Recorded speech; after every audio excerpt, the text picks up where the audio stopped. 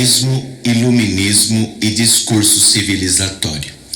Nesta aula, vamos abordar os princípios e os impactos do movimento iluminista, o imperialismo, com destaque para a presença britânica na Índia e na China, e o discurso civilizatório.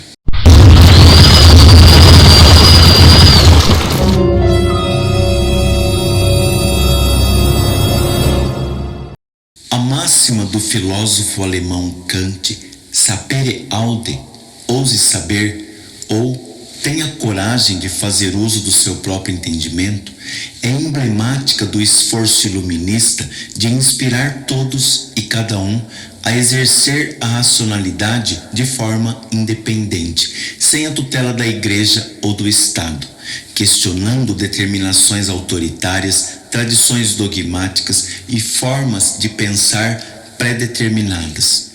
Valorizavam a ciência, o pensamento e a liberdade individuais e criticavam a autoridade arbitrária. A emancipação intelectual e a superação de barreiras propiciadas pela maturidade da razão seriam fundamentais para lidar com a natureza e com a sociedade. Defendiam que as luzes da razão poderiam superar as trevas do obscurantismo religioso dominante desde a Idade Média. Convictos de que a razão e o método científico nos possibilitaria compreender e melhorar o mundo, materializaram um movimento de renovação do pensamento através do esclarecimento, editando na França uma enciclopédia em 17 volumes sob o comando dos filósofos Diderot e d'Alembert. Também criticaram fortemente o absolutismo, advogando que se limitasse o poder monárquico em favor de governos mais democráticos e representativos.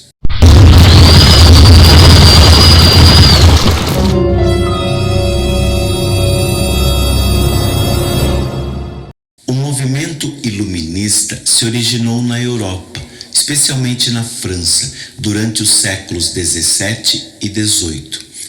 Seus princípios fundamentais eram o racionalismo, o empirismo, a defesa dos direitos individuais e a ênfase na ciência e na razão. O iluminismo teve impacto em diversas partes do mundo e influenciou a independência dos Estados Unidos, os movimentos de independência na América Latina e a Revolução Francesa. A própria Declaração de Independência dos Estados Unidos foi influenciada pelas ideias de John Locke, um iluminista inglês. Simón Bolívar, líder latino-americano nos movimentos de independência, inspirou-se nos princípios iluministas para buscar a libertação latino-americana relativamente ao domínio espanhol. E os pilares da Revolução Francesa, as noções de igualdade, liberdade e fraternidade, fundamentais na crítica ao absolutismo monárquico, também foram de inspiração iluminista. Reformas educacionais e legais na Rússia, a partir da imperatriz Catarina a Grande, também foram de inspiração iluminista.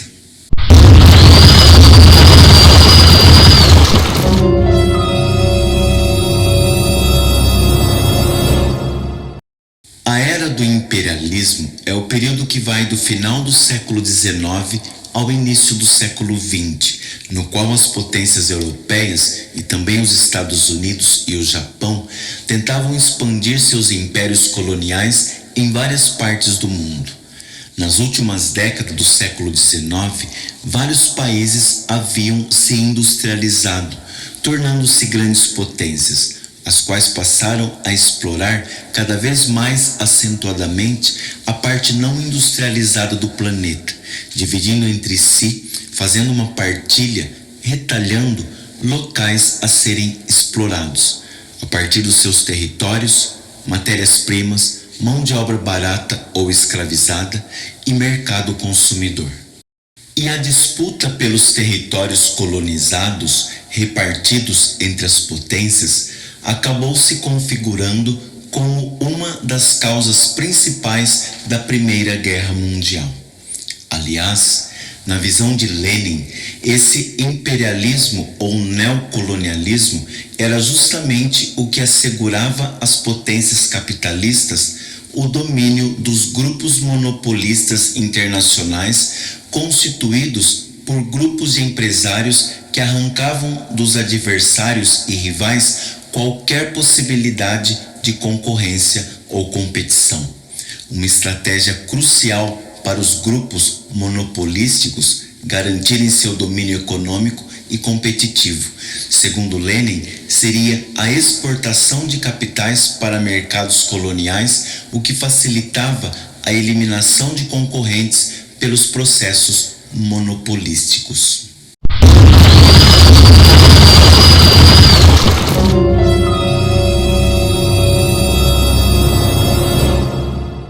Podemos destacar a presença britânica na Índia e na China. Desde o século XVIII, estando a Índia sob o domínio britânico, os ingleses exploravam especialmente o ópio, o chá e o algodão naquele país. Criaram planos de modernização daquela região a partir de parâmetros ingleses e tentaram introduzir novos hábitos culturais e de consumo. E cobravam altos impostos de uma população que, em sua maioria, vivia em condições deploráveis de miséria. Mas já no século XIX, começaram movimentos de resistência. Estudantes hindus ricos iam estudar na Inglaterra e voltavam defendendo igualdade de direitos entre hindus e britânicos e autonomia da Índia em relação ao governo inglês. Mahatma Gandhi foi um importante líder na luta pela independência da Índia, e a estratégia de ação para chegar à libertação foi a desobediência civil e formas pacíficas de resistência.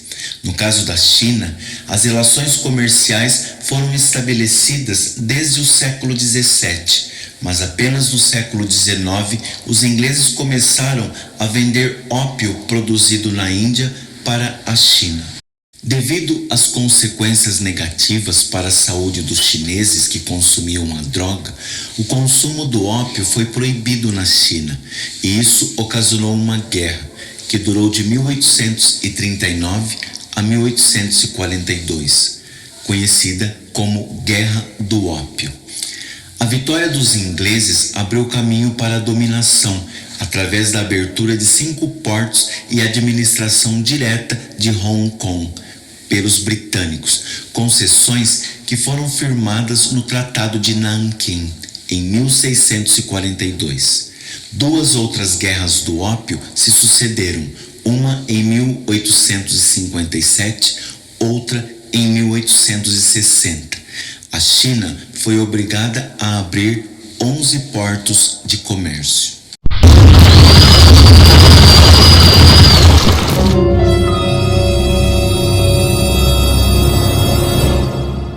O imperialismo acabou se valendo do movimento iluminista para construir uma retórica que justificasse o domínio, a exploração e mesmo a barbárie exercidos sobre povos ao redor do mundo. Um modelo de civilização e de modernidade passou a embasar um discurso civilizatório que justificava o domínio das nações europeias sobre outras regiões por todo o globo terrestre. O discurso civilizatório, legado iluminista, visava justificar a colonização, obscurecendo e velando a realidade, conferindo um caráter de nobreza ao imperialismo, sob o título de missão civilizatória, que levaria a modernidade para povos atrasados e naturalmente inferiores. Essa estratégia retórica acabou perpetuando preconceitos e matrizes conceituais nas relações de poder e nas dinâmicas sociais que estavam por trás da exploração europeia e da expansão capitalista. Essa pretensa missão civilizatória chegou a ser definida emblematicamente como o fardo do homem branco, o qual tinha a dura responsabilidade de levar a povos primitivos o progresso, a civilização e o comércio. Além da referida missão civilizatória, a estratégia retórica do imperialismo ou neocolonialismo também se valia de uma pseudociência que classificava os seres humanos em raças inferiores e superiores, um darwinismo social que propunha a existência de estágios de desenvolvimento. Tais visões ganharam prestígio na época e alimentaram a visão eurocêntrica de mundo. Fossem quais fossem as justificativas e discursos, o fato é que o neocolonialismo deixou marcas profundas, dependência externa e desigualdade econômica interna, estratificação social, instabilidade política, impacto cultural, dívidas externas, etc. O lema kantiano sapere aude, ouse saber, ou tenha coragem de fazer uso do seu próprio entendimento, sintetiza emblematicamente a pretensão iluminista de lançar luzes sobre o obscurantismo, despertando a autonomia numa era em que a razão teria atingido a sua maturidade. Os iluministas chegaram mesmo a editar na França uma enciclopédia com muitos colaboradores, especialmente os franceses Diderot e d'Alembert. A meta era, afinal, o esclarecimento que tornasse possível aos sujeitos pensarem por si próprios, escapando da tutela da Igreja e do Estado.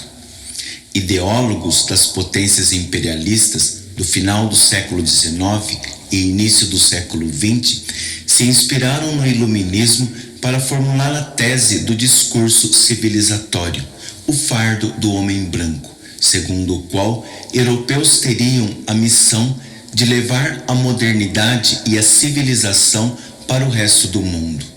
Era uma tentativa de conferir ar de nobreza para o imperialismo e o neocolonialismo. Também se valeram de um racismo pseudocientífico e de um darwinismo social para justificar a dominação, a exploração e mesmo as atrocidades cometidas. Até a próxima aula.